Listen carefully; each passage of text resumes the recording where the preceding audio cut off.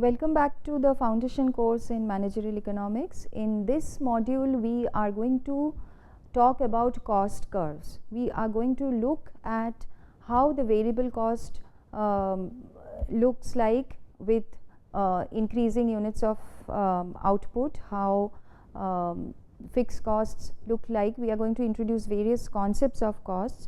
So, let me proceed. So, there are different types of costs. Now, one is called the fixed cost, which is where fixed costs do not vary with quantity of output produced, and we have variable costs where variable costs vary with the quantity of output produced. So, probably you are being able to already relate to the example of the tailoring shop that I took in the previous module, and there we said that there is an input of a room or the shop area of 200 square feet where basically the tailoring activity is happening, and there are two sewing machines which are again fixed. So, even if the shop is not producing any garment, then also the shopkeeper or the owner of the shop has to incur the costs of the room and the cost of the sewing machine. And so, these are the cost of the room and the sewing machine is basically the fixed cost that we are defining here, and variable cost is basically if he wants to increase the number of garments that he wants to produce from his shop, he has to keep on increasing the number of people he hires to produce the garment.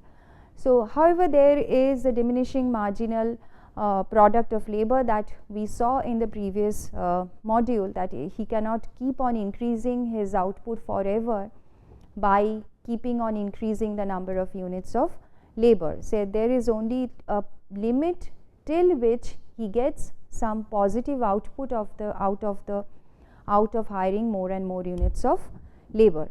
So, anyway, so these are the cost that he incurs by hiring the labor is called the variable cost, because this cost depends on the number of units of output he would like to produce.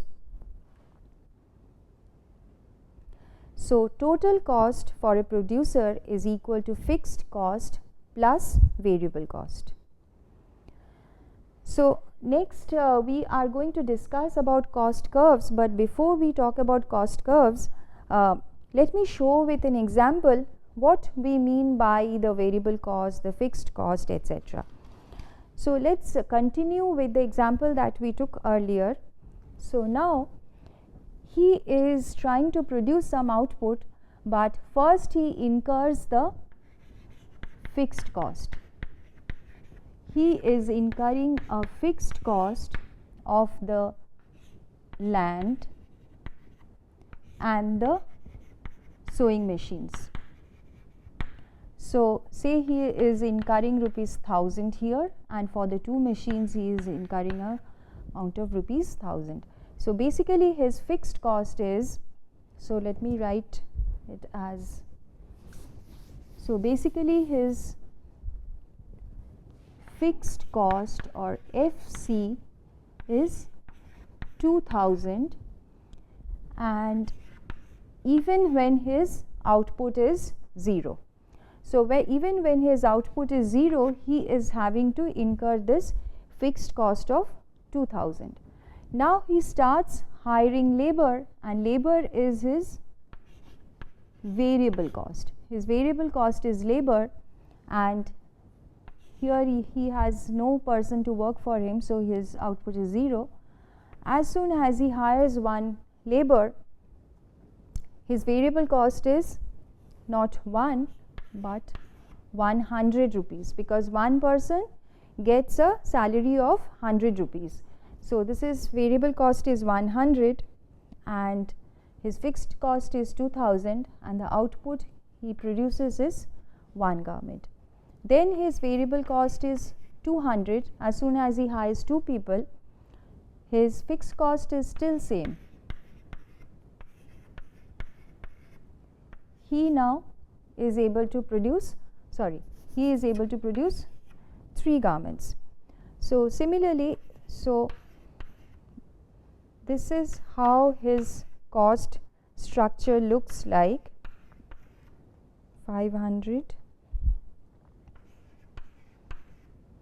and these are the fixed cost, stays same, and 6, 8, 9, 9, and probably he is not going to hire this additional person because he is still able to produce 9 garments without hiring him.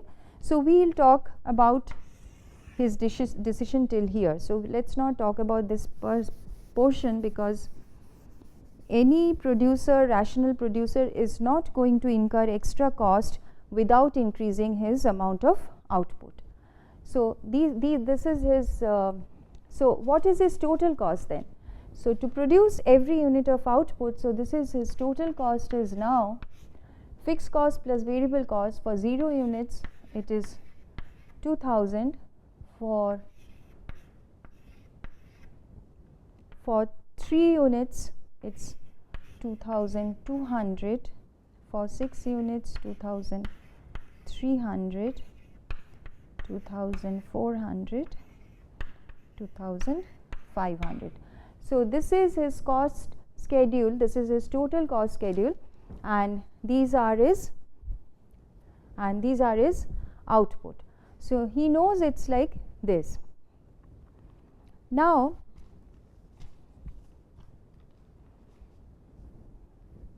let us try to draw the cost curve. Let us try to draw the cost curve, because you already have seen the demand supply framework, where we have a price on the vertical axis, output in the horizontal axis, and there was a demand curve, the supply curve. And similarly, we would like to bring our cost curve or production decision, everything in that framework of price and quantity, and try to be able to see if we can figure out what is the amount of output, optimum output the producer is producing, what is the cost he is incurring, what is the profit level that he is expecting, what is the profit that he is making, etc. So, let us try to draw the cost curve. Now, before I draw the cost curve, let me start with the production function. See, the production function basically gives me the, okay, before I talk about the cost curve, one more thing is, this is the variable cost and this is the fixed cost. And when I say fixed cost, it is as if right now the producer is not being able to change this, like he is not at any point of time, he is not adding any additional sewing machine, or he is not renting another shop or renting some more amount of space to add to his existing shop. So, this is the reason that it is fixed cost, it is fixed. So, he is not increasing or reducing the capital that he already owns. All that he is changing is the variable cost. So, basically all his decisions are about the variable cost. This decision he has already taken. So, all his decisions are around the variable cost, that is how many people to hire. Now, secondly, his cost is about, since this cost has already been taken into account, like he knows that no matter how many units of output I produce, this is going to stay the same. So, his decision is about the cost incurred in hiring the labor, the variable cost. So, let us start from the production function that we drew in the earlier module. So, this is his production function, and this was his labor, this was his output that he produced, and the production function looked something like this. The production function looked like this. So, this was the production function, and where his capital was fixed and we were basically changing the units of labor. So, this is for the fixed area of the land where he is operating, and the fixed 2 inputs of sewing machines that he has, and he is basically just changing the units of labor here. So, this is his production function. Now, cost is about how much money he has to spend. So let's convert this. Let's look at, instead of hiring every unit of labor, so labor is basically every person, that additional person he hires or additional number of hours that he makes them work. So if instead of writing labor here in physical units, let's write it in terms of the wage that he is paying to the labor. So if I convert it into rupees, so first unit of labor he hires, he is having to pay a wage of amount of money of 100 rupees. For 2 people he pays 200, 3 people 300, 4 people 400, 6 people 600. So this is the cost that he is having to incur to produce every unit of output here. This is the cost that he is having to incur to produce, or this is the variable cost. So this is the variable cost. Now, as you remember from our demand supply analysis, that I said that my price is always going to be on the y axis and my output is going to be on the x axis. So I think it will be useful for us if we are able to look at cost also in this framework of having the price that I am having to pay on the vertical axis and the output getting produced on the x axis. So how can I get that from here? So if I am looking at the cost curve, how can I do that from this? So this is my production function. What I basically do is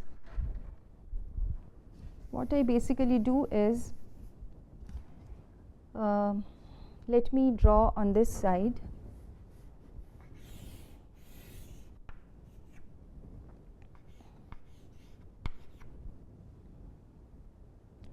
Now I am trying to change the axis of this graph or this diagram here. So I would like to have the price or cost figures on the x axis, and I would like to have the output in the x axis instead of y axis, and I would like to have the price or cost figures on the y axis. To do that, all that I have to do is flip this graph. So basically I flip the curve so that I have the flipped curve in this space, and what I now have is a curve which looks something like this. So when I flip the curve, I have the output on the output that I have on the y axis,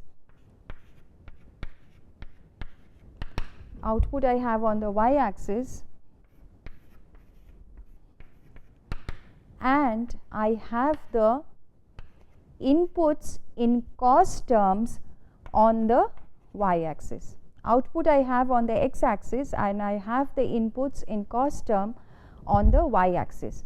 So that basically gives me the cost curve. So is this, what cost curve is this? This is basically the variable cost curve. So this is my variable cost curve because it gives me the variable cost, that is 100, 200, 300, 400, 500. So my variable cost is on the vertical axis, my output is on the x axis, and this gives me my variable cost curve, because this curve shows how much variable cost I have to incur to produce every extra unit of output. Now if this is my variable cost, how should I draw what does my fixed cost look like? Now fixed cost is say it's 2000 here. Let's bring it down to so that it's our, I'm just making it to 100 so that I can draw within this space. So say my fixed cost is 200, so my fixed cost looks like this. this is my fixed cost, and so my total cost is basically, this is my total cost. So this is my total cost. So this is 200 plus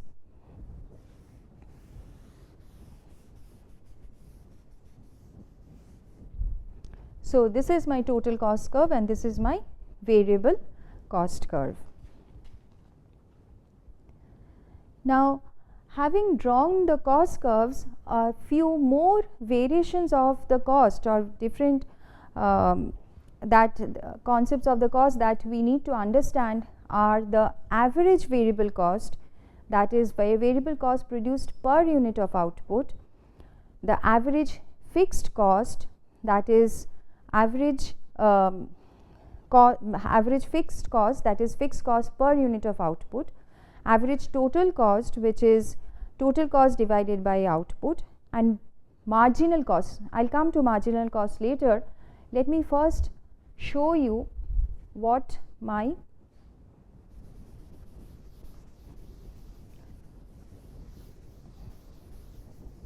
let's first define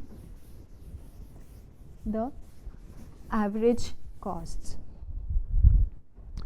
So first, average fixed cost. So as you can see very well from here, average fixed cost, what would it look like? Average fixed cost, what would it look like?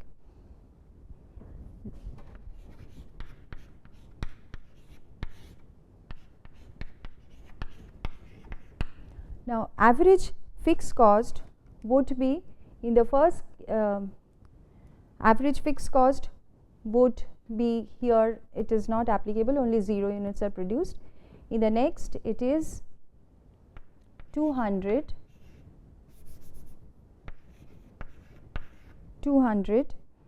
then it is 100, 2 units produced, then it is 66, it is 200, 3, yes, it is, sorry, 200,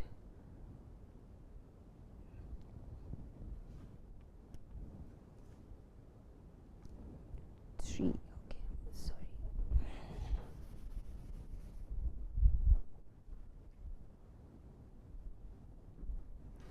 200, then 200 divided by 3, it is 66.3,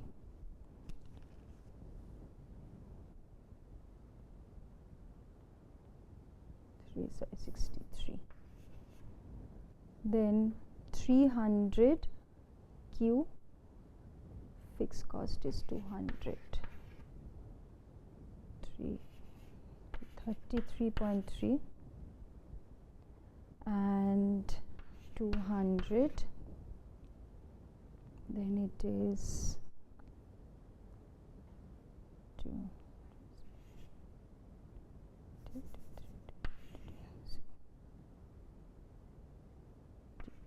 25,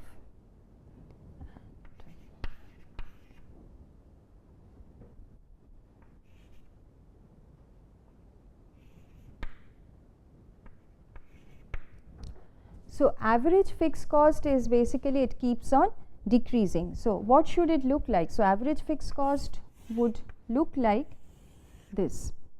So this is my cost again. So average fixed cost and output, average fixed cost basically keeps on decreasing.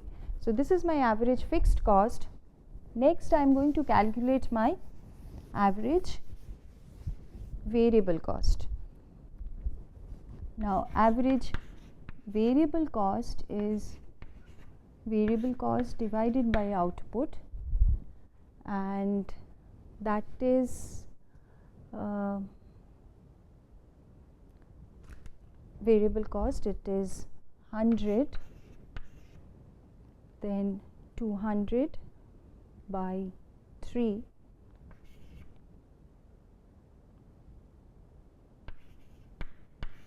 then 300 by 3, 20, 300 by 6, and 400 divided by 8, then 500 divided by 9,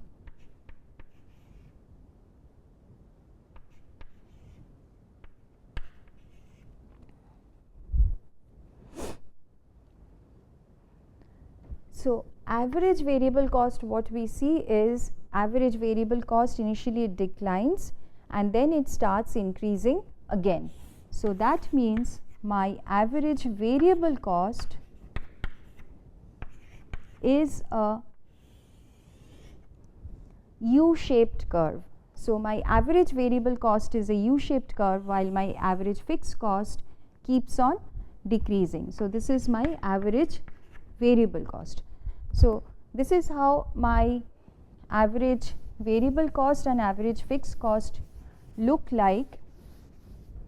And next we are going to discuss about marginal cost. Now as we said, people think at rational people think at margin. So we have already discussed about marginal product and we are going to see what happens to marginal cost. So basically the producer is trying to figure out what is the marginal cost he is incurring by hiring an extra unit of labor. So marginal cost is basically marginal cost is not going to be influenced by the fixed cost, it is going to be influenced only by the variable cost. So basically what we are looking at is, let's look at the total cost and total output here. So marginal cost is equal to del total cost divided by del output.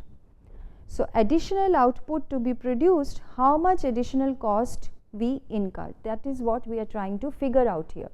So from 0 to 1 unit, what is the del Q that is there? Now del Q is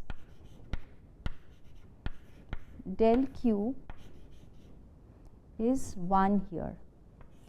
Here del Q is 2, here del Q is 3, here del Q is 2, here del Q is 1, and here del cost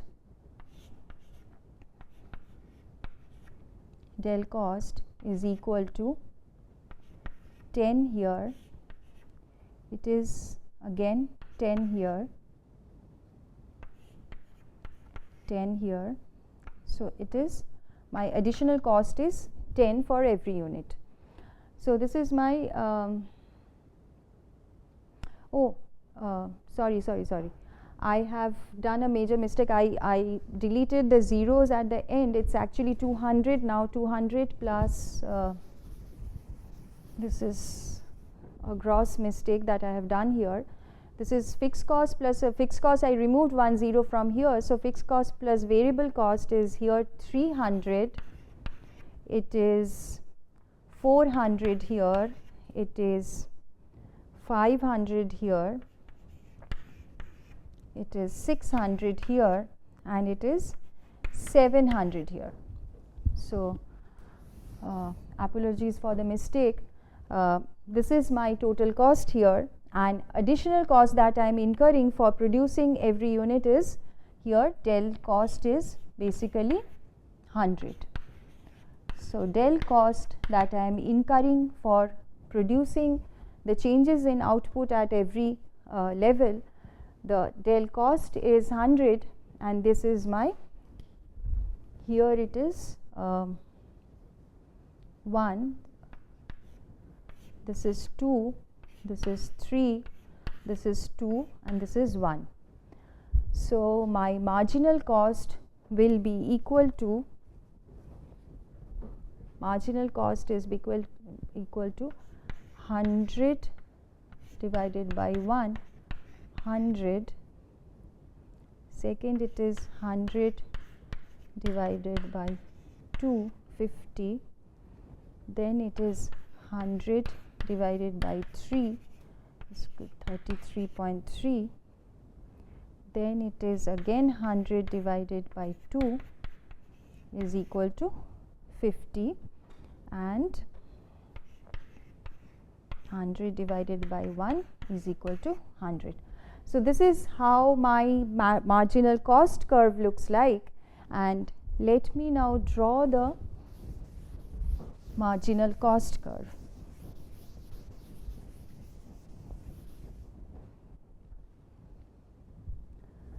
So, let me draw the marginal cost curve.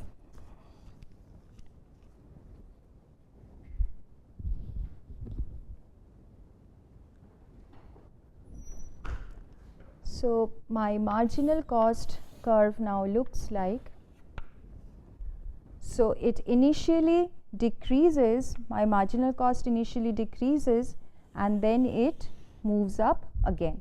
So, my marginal cost initially falls and then it moves up again, and marginal cost is minimum at 33.3. Marginal cost is minimum at 33.3. And another thing, if you may note from, I have removed the average variable cost. You may remember that in the average variable cost, the average variable cost kept on decreasing till it reached a level of 50, and then it started increasing again. So, average variable, and when average variable cost was falling, so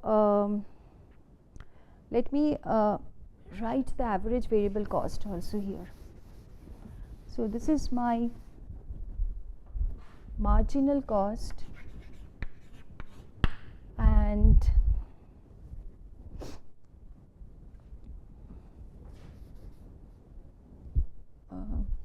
this is my average variable cost.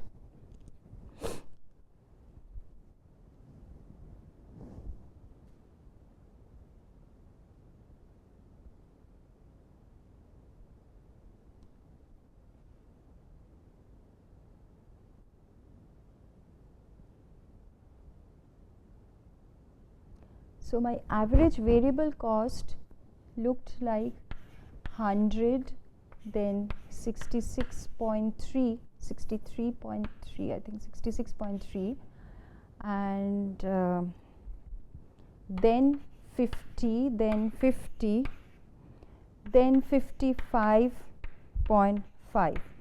So, I think my average variable cost looked like this, and if I draw the average variable cost with the marginal cost, I am going to see that initially my average variable cost is more than my marginal cost till it reaches a level of 50, and after that my average variable cost, so this is my, then my average variable cost is actually less than my marginal cost. So, my average variable cost is less than my marginal cost, and this is the level 50 where my marginal cost intersects with my variable cost, and after that my variable cost is actually less than my marginal cost. Now, why does that happen? So, basically marginal cost, when marginal cost is declining, variable cost is, marginal cost is less than the average variable cost, and when marginal cost is increasing, it is more than the average variable cost. And the average variable cost and marginal cost, they intersect at the point where average variable cost is minimum. They intersect at the point where average variable cost is minimum. So, what is the intuition behind it? So, the intuition behind it is very simple, that say for example, we are imagining a CGPA of a person. So, the grade point average of a person, and say he has got the grades of all the subjects except economics, and the average that he has got of all from all the subjects is a say 5.0. So, now if the grade that he receives from economics is the additional the additional amount that will be added to the average. So that you can imagine as the marginal cost, and that marginal amount, when it is added, it will reduce the average if it is less than the average. That is, if the grade that he receives from economics is less than 5, that will bring down his average, and if the grade that he receives is more than 5, that will raise his average. So obviously it intersects, the marginal cost intersects the average variable cost at its minimum, and that is the reason behind it. And so that basically so this is how basically our cost curves look like. So this is my marginal cost, this is my average variable cost, and another reason is for the variable cost, and the total variable cost is also looks like this. Now the total variable cost also is U-shaped, because the average variable cost is initially decreasing and then it is increasing, but average fixed cost basically brings down the total cost. So that is the reason that the average total cost is also U-shaped, and that brings us to the end of the discussion about cost curves. So we have basically introduced the cost curves, and in the next module we are going to see how the cost curves look in the short run and the long run. We are going to introduce the concept of long run and short run, and how the producer basically makes his choices in the short run and in the long run. Thank you.